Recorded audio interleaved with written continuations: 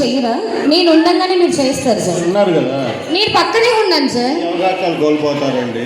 అవునా, మీరు బాగా చేస్తే మేము ఎక్కడ చేయలేకుండా వెళ్ళిపోతామేమో, అవకాశం కోల్పోతామంట. నో ప్రాబ్లం, మా అందరికి కావాల్సిన మీ టాలెంట్.